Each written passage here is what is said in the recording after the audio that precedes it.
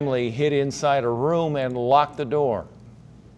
And we just waited to everything to calm down, and we heard like 6 gunshots, and then we were like scared, like do not go outside.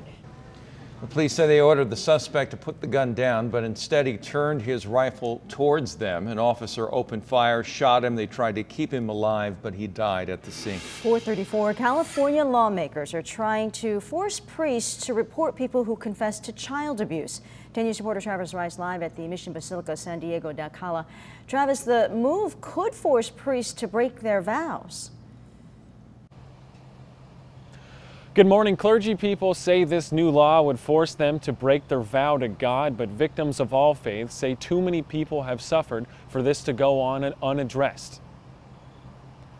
The victims are told to be quiet, abusers are let go, and the cycle just repeats and repeats. Lawmakers are pushing Senate Bill 360 to end silence around abuse. It mandates that priests who hear about sexual abuse of children through confession must report it to law enforcement. The catch is that this law would challenge centuries of church tradition in which priests are sworn not to break their promise to God to keep what's said in confession private.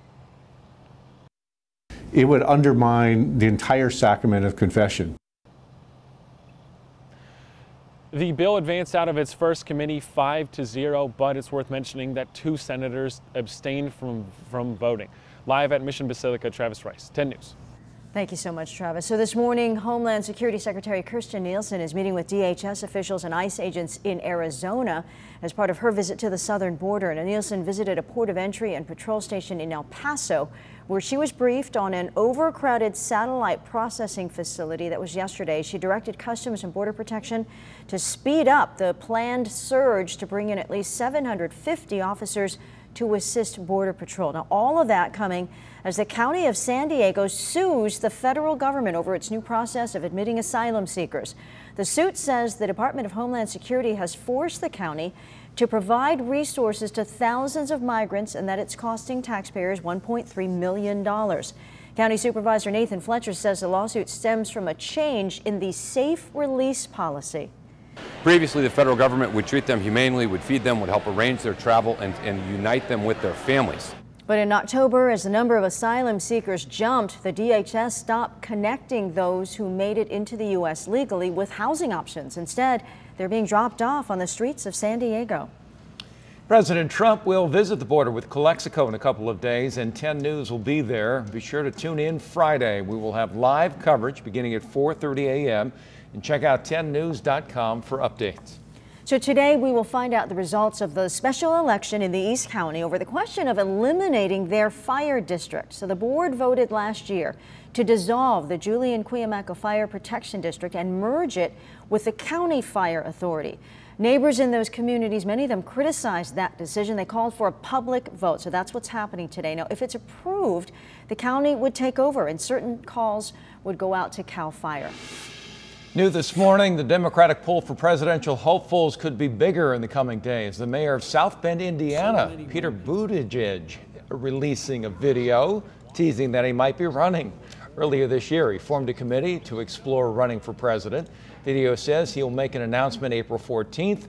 Buttigieg will be on GMA right after 10 News this morning. Coming up on 4:38, North County parents showing their support for Rancho Santa Fe teachers. They'll be holding a rally today in response to recent teacher layoffs. Now, the rally will be ahead of the layoff hearing. Parents and teachers are saying they're frustrated by the excessive district reserves and unnecessary layoffs. The protest and rally will be at 8 this morning at the Rancho Santa Fe district office. The hearing begins at 9. Well, this morning, a marketing CEO is in talks with the government about a plea deal in the college admission scandal. Jane Buckingham is accused of paying $35,000 to have someone else take her son's ACT test. She is one of several parents involved in the scandal, including one local father. Toby McFarland was in court yesterday. He's accused of paying hundreds of thousands of dollars to fraudulently get his children into USC. Also in court, actresses Felicity Huffman and Lori Loughlin and her husband, fashion designer Massimo Gialuli. All of the defendants waived their right to pretrial hearings and will be free to go until their next hearing. Sources tell ABC News prosecutors are warning some defendants to cooperate now or face more charges. Grand jury does have until next week to hand down any additional charges. California joining a lawsuit over school nutrition standards. 5 states and Washington, D.C. now filing that suit against the Agriculture Department. Last year, the department rolled back nutrition standards for school lunches that had been championed by First Lady Michelle Obama. The lawsuit says changes to those standards were made without looking at research and expert recommendations. The state attorneys general say the move has undermined the key health benefits for children. The USDA saying it does not comment on pending litigation. Well, I had the last 3 days off, and the weather I thought was pretty ideal. Yeah, it was pretty nice. It was cooler than it was on Monday. Boy, Monday was a warm one, but we've been seeing a lot cooler temperatures the last few days, and that is going to continue for a couple more days. Right now, we are starting mostly in the 50s, 59 degrees downtown, 52 degrees in El Cajon this morning. And we are seeing abundant clouds moving across our county, and there is a very slight chance for maybe a few sprinkles this morning. A better chance tonight after about 7 o'clock. There'll be a slight chance for a few showers to develop, and that will continue into tomorrow morning. Rainfall accumulations will be about maybe 1/10 of an inch up to 1/4 of an inch for some areas, a few hundredths for other areas. Temperatures will be in the 60s for the coast and valleys today. And I will be tracking that chance for a few showers and a major warm-up afterwards when I come back with your full forecast. How's it going out there, Kalina? Well, we actually have 2 accidents I'm watching this morning. One of those where we had our 10 News breaking news tracker. But first, let's take a live look outside on the 5 freeway, north and southbound right at 28th. And you can see it is nice and light in both directions there. 3-car accident, though, in North County. So the 15 freeway northbound right at Bernardo, you can already see some of that red building in both directions of the 15 this morning. We do have the 2 left lanes blocked off there. And then also the on and off ramps here. This is that head-on crash we saw our 10 News breaking news tracker at. On and off ramps blocked off 94 eastbound right at Federal. And we do have construction happening around San Diego. I'll have that for you coming up, guys.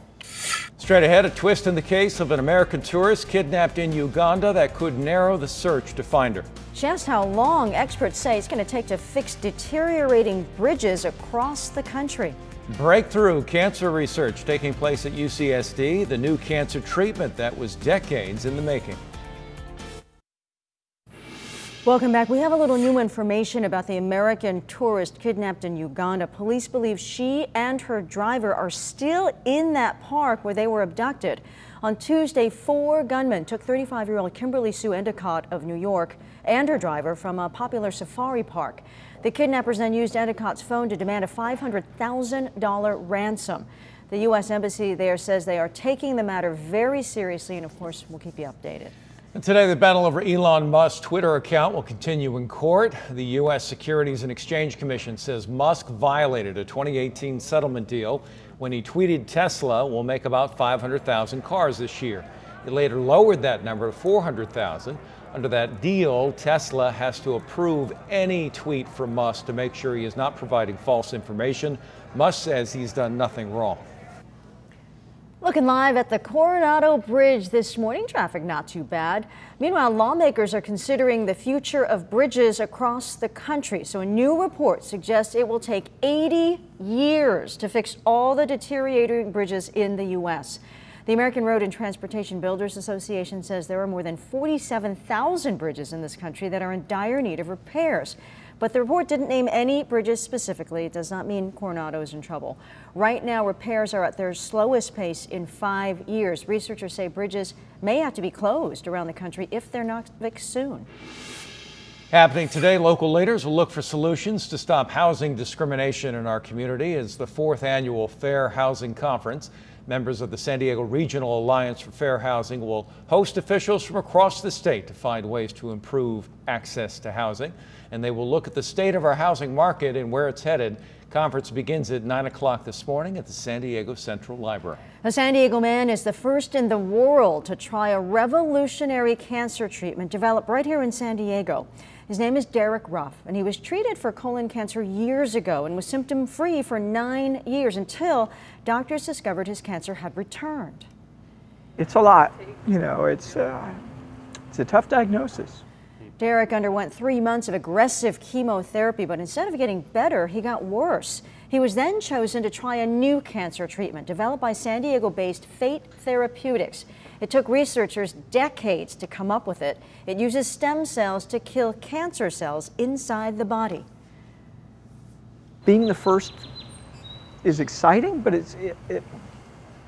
it was less so than, you know, hearing that, you know, you got stage 4 cancer and you don't have much of a future. And now I feel hopeful again.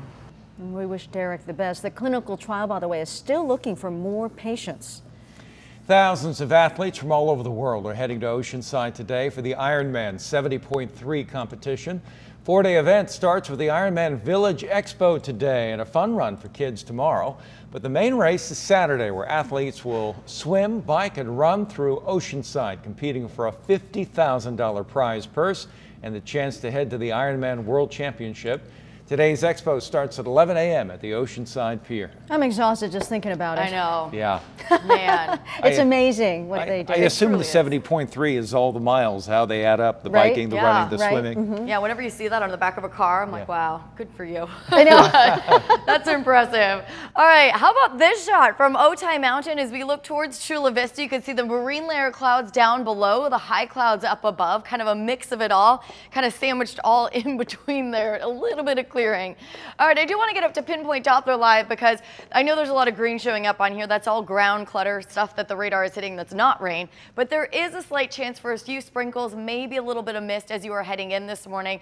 But there's a better chance for a little light rain late tonight. Actually, I shouldn't say late tonight. After about 7 o'clock, we'll see that chance pick up into tomorrow morning as that storm right there pushes in to the north of us. Then there's one more system that's going to bring another chance for a little light rain into Friday night, maybe lingering into Saturday morning, but I really don't think that that's going to happen. If it does, it would be early Saturday morning, pretty much before the sun even comes up. So this morning there's about a 10% chance for, again, a few sprinkles here or there through about 9 a.m. And then after 7 a.m. or 7 p.m. rather, we're going to see that chance for showers pick up. That will be the trend into tomorrow morning, and then we'll see partial clearing into the afternoons. Mostly cloudy to partly cloudy skies today and tomorrow. By Monday, though, temperatures are going to be skyrocketing, 10 to 25 degrees warmer than today. We'll stay in the 60s through Saturday along our coast. Sunday, we're in the 70s, and by Monday, we're in the mid-70s. I have dropped the temperatures down a few degrees, so it does look like those 90s that I was talking about potentially reaching for some of the hotter areas inland doesn't look as likely anymore. 60s through Saturday, inland 70s Sunday, and then 80s on Monday, and then temperatures drop off pretty quickly Tuesday into Wednesday. The mountains will be in the 50s through Saturday with 70s Sunday into Tuesday, and 80s, 70s, and 90s out in the deserts.